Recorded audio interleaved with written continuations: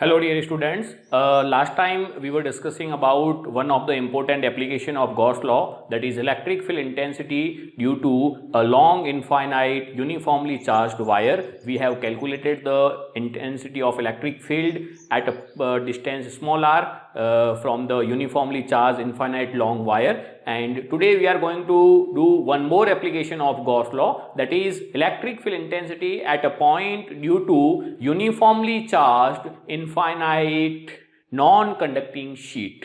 देखिए Gauss law के जो एप्लीकेशन है, अपन कर क्या रहे हैं, अपन इलेक्ट्रिक फील्ड की इंटेंसिटी को कैलकुलेट कर रहे हैं। चैप्टर नंबर फर्स्ट के अंदर अपन ने इलेक्ट्रिक फील्ड की इंटेंसिटी को कैलकुलेट किया था due to point charge Q charge की वजह से आर डिस्टेंस पे आपकी K Q upon R square E is inversely proportional to R square, वो अपने पास आ गया था। उसके बाद में अपन ने कोई एक इलेक्ट्रिक डायपोल लिया, उसके अंदर भी दो पॉइंट चार्ज होते हैं, एक क्यू और एक प्लस क्यू और माइनस क्यू। उसके लिए अपन ने भी उसकी इक्वेटोरियल लाइन पे और उसकी एक्सियल लाइन पे दो पॉइंट्स पे अपन इलेक्ट्रिक फील्ड की इंटेंसिटी को कैलकुलेट किया। उसके बाद में अपन जो सेकेंड चैप्टर जो पढ़ रहे हैं जिसमें अपना गॉस लॉ है, उसको अपने पढ़ा कि किसी भी क्लोज सरफेस से पास होने वाला जो नेट फ्लक्स होता है वो 1/ε0 टाइम्स होता है उस क्लोज सरफेस से एनक्लोज्ड चार्ज के। तो net electric flux passing through a closed surface और net electric flux linked to a closed surface is equal to 1/ε0 times of charge enclosed by that close surface. और ये हम Gauss law का basic statement है, इसको हमने पढ़ा।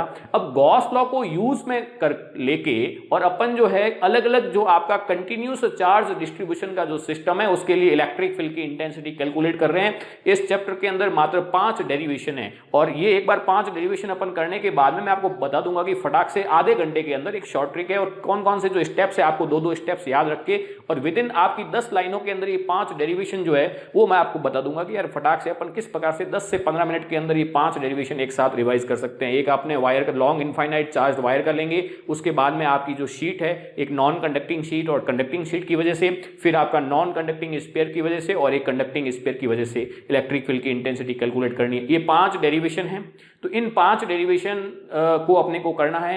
एक डेरिवेशन हम कर चुके हैं और अब आज अपन लोग अपना सेकेंड डेरिवेशन जो है वो कर रहे हैं। We are going to calculate electric field intensity due to an infinite uniformly charged non-conducting sheet.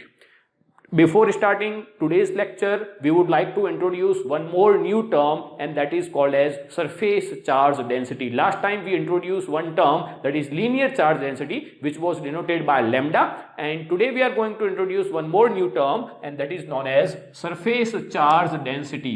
देखिए बहुत अच्छी चीजें हैं, कोई ज्यादा मुश्किल नहीं है। ये डेरिवेशन है, फटाक से आपको दो लाइनें इसमें ध्यान रखनी है। लास्ट में मैं आपको शॉर्ट ट्रिक बता दूंगा, बहुत इजी सिंप्लीफाइड वे बता दूंगा कि किस टाइप से अपन इस डेरिवेशन को, जो 4-5 डेरिवेशन है गॉस लॉ के जो एप्लीकेशन है उनको कैसे याद रख सकते हैं। सबसे बड़ी चीज यही है, चीजें समझिए किस टाइप से अपन अप्लाई कर रहे हैं, उसके कॉन्सेप्ट क्या है, लॉजिक क्या है, वो सारे न्यूमेरिकल प्रॉब्लम्स करेंगे, उसमें और क्लैरिटी आएगी। सबसे बड़ी चीज है कि चीजों को इतना सिंप्लीफाइड तरीके से पढ़िए, क्योंकि आपके पास बुक है, बुक के अंदर 16-17 चैप्टर्स है। इतने सारे चैप्टर्स पढ़ते हैं, कंफ्यूजन पे कंफ्यूजन हो जाता है, चीजें याद नहीं रह जाती है, भूल जाते हैं। उसका कारण क्या है? तो अपने को पढ़ने का जो अपना अप्रोच होनी चाहिए, अपनी जो स्टडी की जो अप्रोच होनी चाहिए इस टाइप से होनी चाहिए कि भाई चीजों को अपन अच्छे से याद रख पाएं। तो लास्ट टाइम हमने लीनियर चार्ज डेंसिटी को डिफाइन किया था, आज हम एक टर्म डिफाइन कर रहे हैं and that term is known as surface charge density.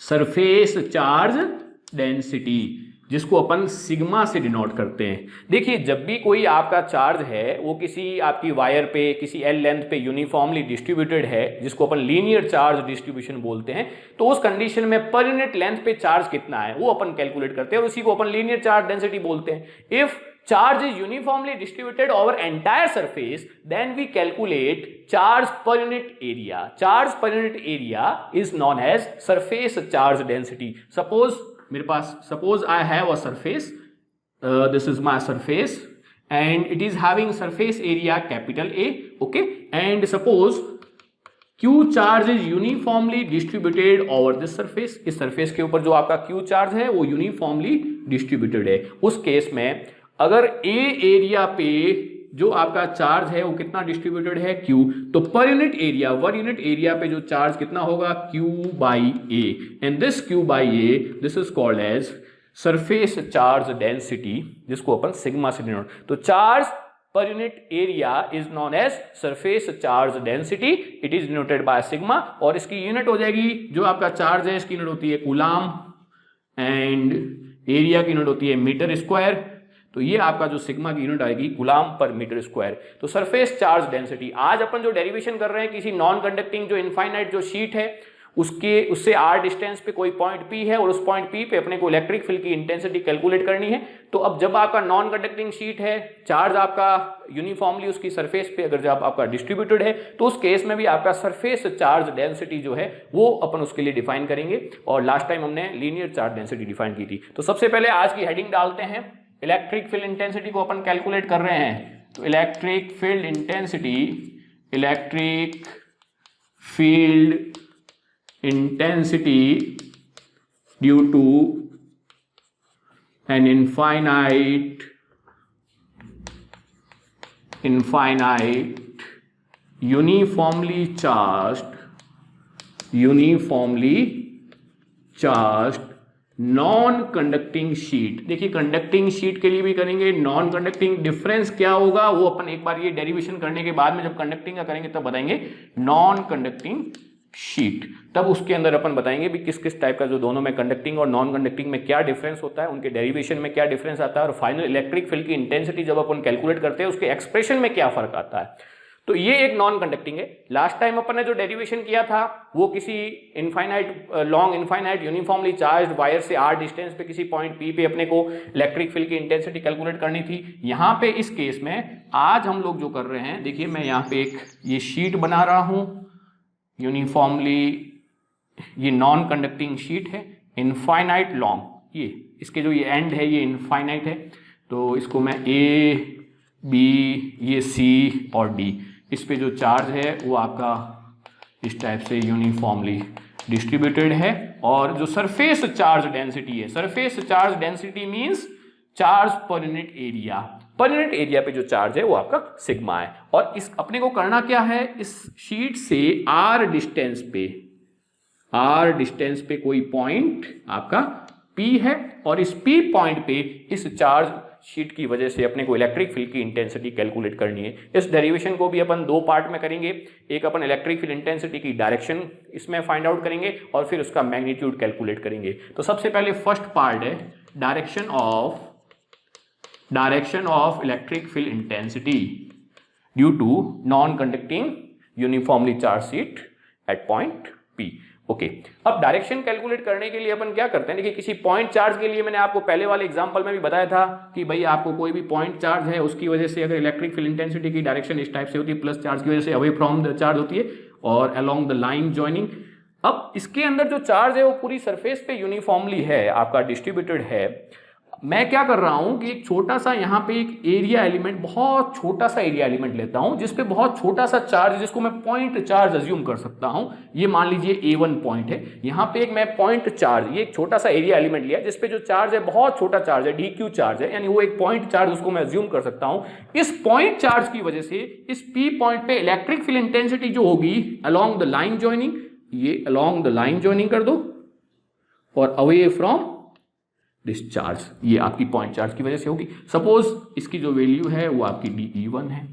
इसी टाइप से इसके दूसरे एंड पे यहाँ पे भी मैं एक पॉइंट, सपोज मैंने बहुत स्मॉल एरिया एलिमेंट लिया जिसपे चार्ज DQ है, जिसको मैं पॉइंट चार्ज कंसीडर कर सकता हूँ। इस पॉइंट चार्ज की वजह से इस P पॉइंट पे इलेक्ट्रिक फील्ड की इंटेंसिटी की जो डायरेक्शन होगी along the line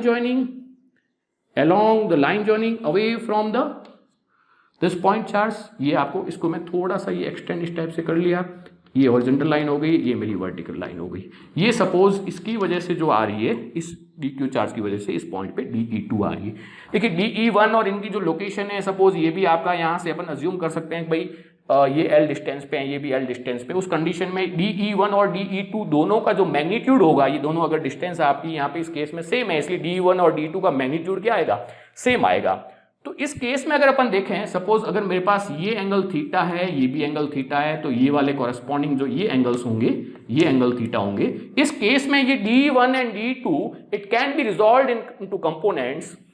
DE1 will have two component, this is horizontal component would be dE1 cos theta, and this vertical component of dE1, this will be dE1 sin theta. Similarly, this dE2, it can also be resolved into horizontal and vertical components, and the horizontal component of dE2, this would be dE2 cos theta, and vertical component, this is horizontal component and this is vertical component of dE2, this would be dE2 sin theta.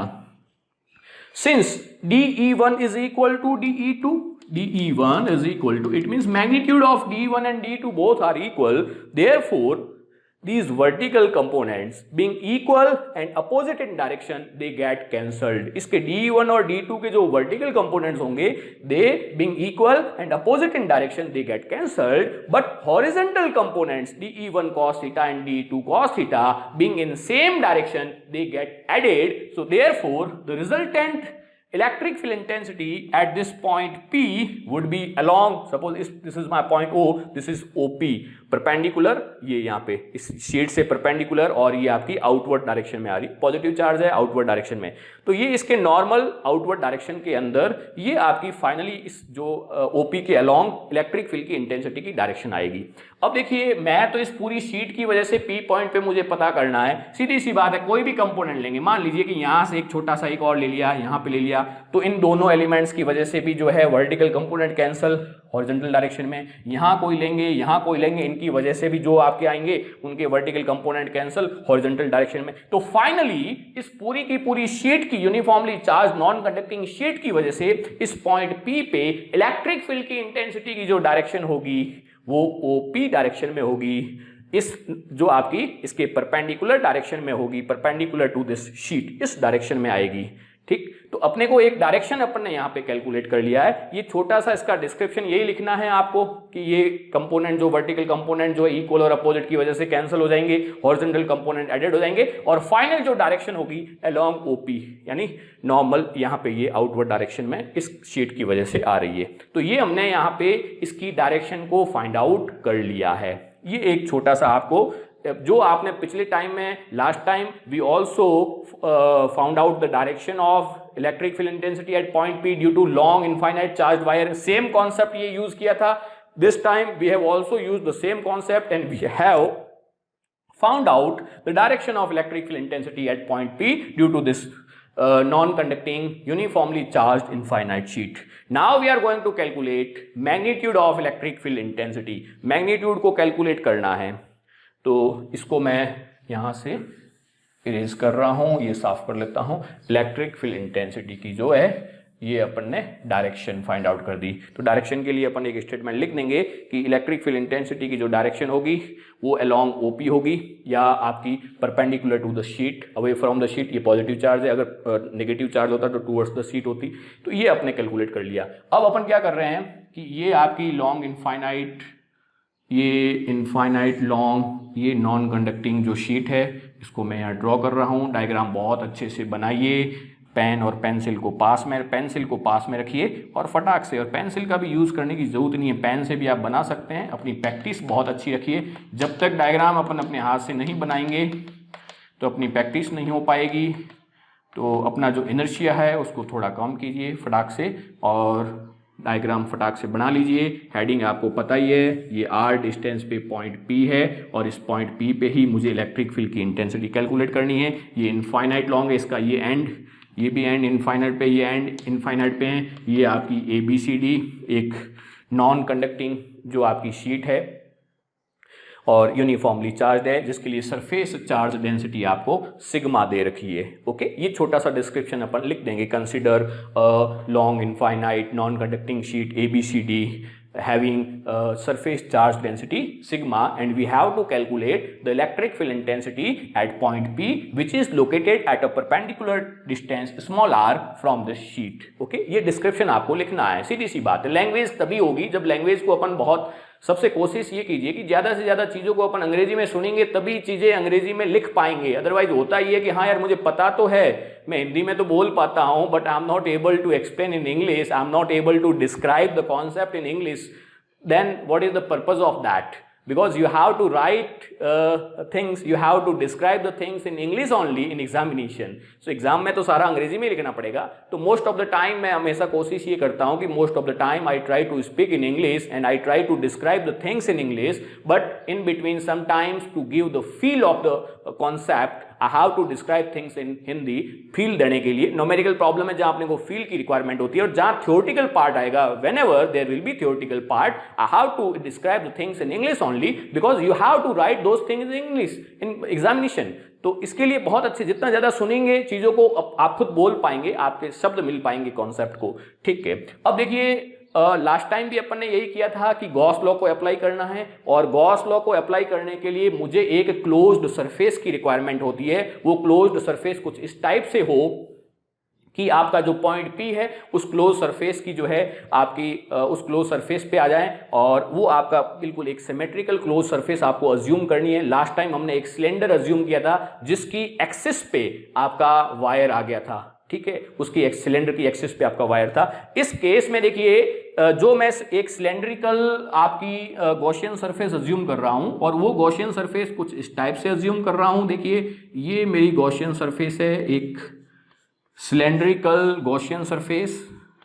ये cylindrical Gaussian surface मैं यहाँ पे assume कर रहा हूं, और ये बिल्कुल इसके इस तरफ भी अगर देखें ये पूरा का पूरा, ये बैक साइड के अंदर भी, यहाँ से ये बैक साइड के अंदर ये पूरा का पूरा ये सिमेट्रिकल. अब देखिए ये जो शीट है इस सरफेस के बिल्कुल सेंटर में आ चुकी है. ये यहां से डिस्टेंस R है तो ये भी डिस्टेंस R है, यानी ये 2R लेंथ जो है 2R लेंथ की आपके पास, और इसका जो ये एरिया ऑफ क्रॉस सेक्शन है इसको मान लीजिए S अज्यूम कर लेते हैं, तो ये भी आपका S होगा. ठीक, ये जो सरफेस है, तो यहां से अगर अपन बात करें तो मैं एक इसके अंदर जो गॉस लॉ अप्लाई करके मुझे इस P पॉइंट पे इलेक्ट्रिक फील्ड की इंटेंसिटी कैलकुलेट करने के लिए सबसे पहला पॉइंट ये होता है कि गॉसियन सरफेस, एक क्लोज्ड सरफेस को अज्यूम करना पड़ता है, क्योंकि जो गॉस लॉ अप्लाई होता है किसी क्लोज्ड सरफेस के लिए अप्लाई होता है. तो सबसे पहला डिस्क्रिप्शन आपको यही लिखना है. अब गॉसियन सरफेस को कैसे चूज किया जाता है उस पर भी अपन बात करेंगे. ये 2-3 डेरिवेशन के बाद ये चीजें क्लियर हो जाएगी. इस केस में देखो ये जो सिलेंड्रिकल करने से ये बिल्कुल एक सिमेट्रिकल एक आपकी क्लोज सरफेस बन गई है. इसके शीट इसके सेंटर में आ गई.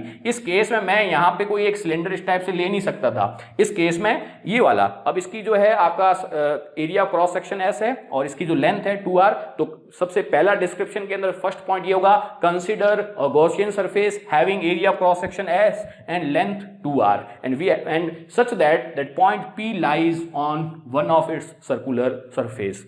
अब देखिए अपने को गॉस लॉ इसके लिए अप्लाई करना है, तो सबसे पहला काम यही करना है, अप्लाइंग गॉस लॉ. वही के वही लास्ट टाइम जो किया था 3-4 पॉइंट्स रहेंगे.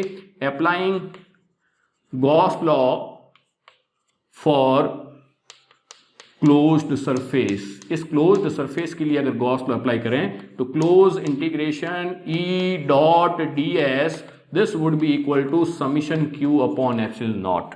Summation Q means charge enclosed by this Gaussian surface. देखिए ये जो चार्ज इससे कितना एनक्लोज्ड होगा, इसकी देखिए ये यहां से बिल्कुल इस टाइप से एक पेपर अज्यूम कर लीजिए, उसके अंदर से ये पेन यहां से ये पास हो रही है.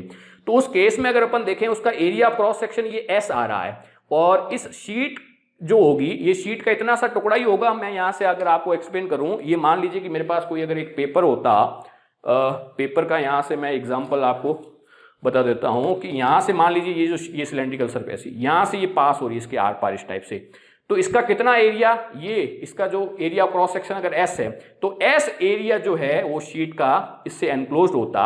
इसके पर यूनिट एरिया से चार्ज कितना एनक्लोज्ड है, सिग्मा. सरफेस चार्ज डेंसिटी का मतलब होता है कि पर यूनिट एरिया से कितना चार्ज आपका उस पे, तो इसके S एरिया से कितना चार्ज जो आपका एनक्लोज होगा. अगर पर यूनिट एरिया पे चार्ज अगर सिग्मा है तो S एरिया पे जो चार्ज होगा वो होगा सिग्मा S. तो बस यही चीज यहां से आपको पता करनी है कि summation Q, since summation Q is equal to sigma into S. मेरे ख्याल से कोई दिक्कत नहीं है. सिग्मा हमने पहले डिफाइन कर रखा है इसके लिए, तो यहां से आप लिख सकते हैं close integration E dot ds is equal to sigma S upon epsilon naught. ये क्वेश्चन नंबर 1 आ गई. अब किसको कैलकुलेट करेंगे, समीशन, ये आपका जो close integration E dot ds, इसको स्प्लिट कर लेंगे 3 सरफेसेस है. ये मान लीजिए मेरी सरफेस S1 है, ये आपकी S2 है, और ये सरफेस आपकी S3 है. इसके लिए आपको डायरेक्शन पता करनी है. E की डायरेक्शन ये होगी और यहाँ पे जो एरिया एलिमेंट आपने जो ds लेंगे वो ds की डायरेक्शन भी यही होगी। इसके लिए E की डायरेक्शन तो यही रहेगी आपकी, हमेशा अलोंग OP है, आपको पता है, और ds जो है नॉर्मल आउटवर्ड होता है, ये आपकी ds की डायरेक्शन होती है। ये मैं बहुत अच्छे से क्लियर कर चुका हूँ कि किस प्रकार से एरिया वेक्टर की डायरेक्शन, इस केस में अगर देखें तो ये आपकी E की डायरेक्शन होगी, यहाँ चार्ज होगा इस अवे फ्रॉम द चार्ज इस पॉइंट पे, और ds जो होता है वो हमेशा नॉर्मल आउटवर्ड डायरेक्शन में होता है। तो यहाँ से जो ये S1, S2 और S3 तीनों सरफेसेस के लिए मैंने E और ds की डायरेक्शन लिख दी है। अब मुझे इसको कैलकुलेट करना है, close integration E dot ds, इसको मैं अगर स्प्लिट कर लूँ for S1 E dot ds plus this is for S2 E dot ds and plus S3 E dot ds। E dot ds जो है उसको आपको कैलकुलेट करना है, स्प्लिट कर लीजिए पूरा क्लोज सरफेस के लिए, अलग अलग इस सरफेस को मैंने 3 अलग अलग सरफेसेस में डिवाइड कर लिया। फॉर S1 के लिए E और ds के बीच का एंगल जो होगा वो 0 डिग्री होगा, S2 के लिए भी E और ds जो आपका उसके बीच का एंगल 0 डिग्री होगा, और S3 के लिए 90 डिग्री। तो बस इसी चीज को अपन यहाँ पे लिख देंगे, E dot ds is equal to, ये हो जाएगा S E ds cos 0, for S2 this would be E ds cos 0, and for S3 this would be E ds cos 90. Value of cos 90 is 0, that term get cancelled, वो term आपकी cancel हो जाएगी। और यहाँ से further अपन जो है और close integration E dot ds is equal to, इसको अपन कैलकुलेट कर रहे हैं। आप कॉपी पेन साथ में लेके, और मेरे को लगता है कि नोट कर रहे होंगे, चीज़ें आपको समझ में आ रही होगी, और कोई डाउट है तो पूछिए, ज़्यादा ज़्यादा अपने जो है फ्रेंड सर्कल के बीच में चीज़ों को डिस्कस कीजिए, लेक्चर को अच्छे से देखिए, और कुछ आपकी ऑफलाइन क्लासेज होती है जो उसके अंदर थ्योरी डिस्क्रिप्शन वगैरह किस टाइप से लिखना है। बाकी मैथमेटिकल जो आपका एक्सप्रेशन है बहुत ईजी है, कोई ज़्यादा मुश्किल नहीं है।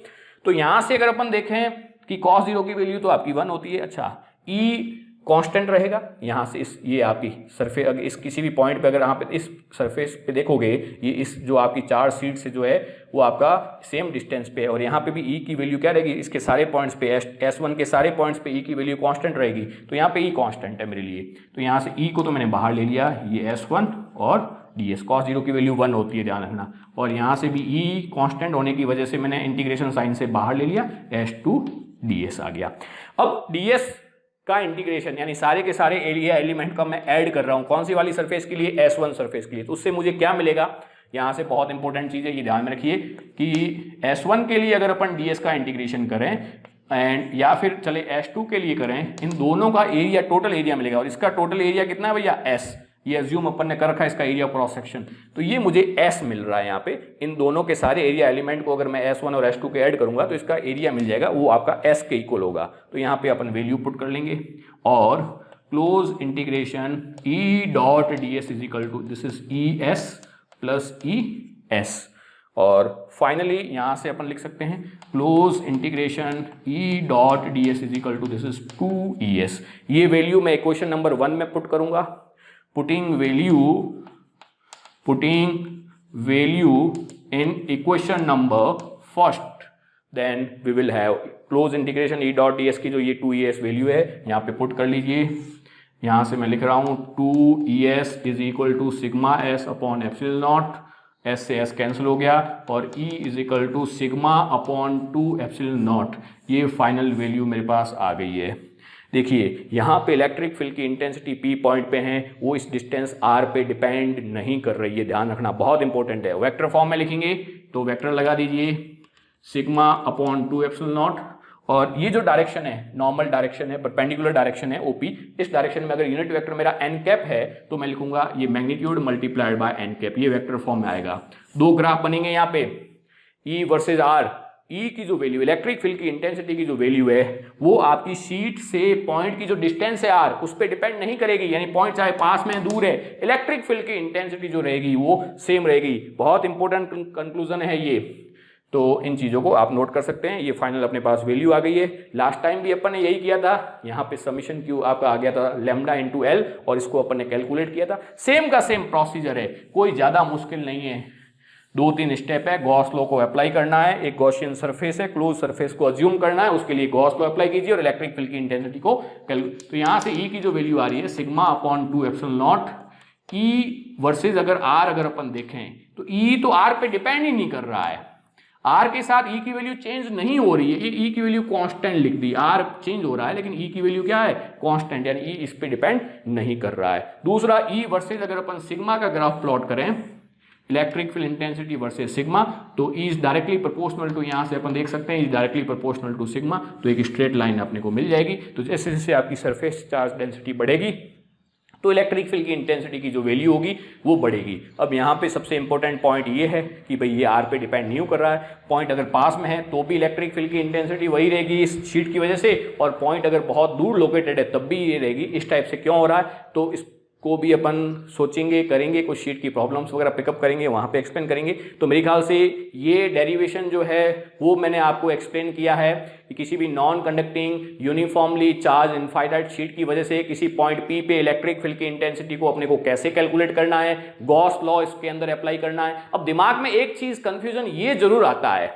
कि भाई सबसे पहला काम करना क्या है, पहला काम यही करना है कि ये गॉसियन सरफेस को अज्यूम करना है, क्लोज सरफेस को अज्यूम करना है। अब क्लोज सरफेस लास्ट टाइम अपन एक सिलेंडर अज्यूम किया था, जो सिलेंड्रिकल गॉसियन सरफेस, इस केस में भी सिलेंडर अज्यूम किया, लेकिन वो एक सिमेट्रिकल होनी चाहिए। इस शीट के लिए अपन यही तरीका है। अब मान लीजिए दूसरा कोई यूं नहीं हो सकता कि यार ये पूरी इनफाइनाइट शीट है तो इस इनफाइनाइट शीट को तो मैं इतना बड़ा तो ले नहीं सकता, ठीक है, एक लिमिटेड ही अमाउंट का मैं जो है, एक मेरा जो फाइनाइट जो है डायमेंशन का ही मुझे लेना पड़ेगा। अब वो ये कहे कि यार ये सिलेंडर इतना बड़ा, कितना बड़ा लोगे, कुछ भी, उससे क्या फर्क पड़ रहा है, ये थोड़ा और मैं बड़ा ले लूँ, कितना भी बड़ा ले लूँ, लेकिन ये तो इनफाइनाइट शीट है। तो इसलिए ये चीज कंफ्यूजन होता है। इस पे अगर कोई डाउट है तो पूछिएगा, और फिर अगले लेक्चर के अंदर अपन किसी कंडक्टिंग जो शीट है उसकी वजह से पी पॉइंट पे अगर इलेक्ट्रिक फील्ड की इंटेंसिटी अपने को कैलकुलेट करनी है, या अपने पॉइंट जो अपना आर डिस्टेंस पे है उस पर इलेक्ट्रिक फील्ड की इंटेंसिटी क्या होगी उसको अपन कैलकुलेट करेंगे। Okay dear students.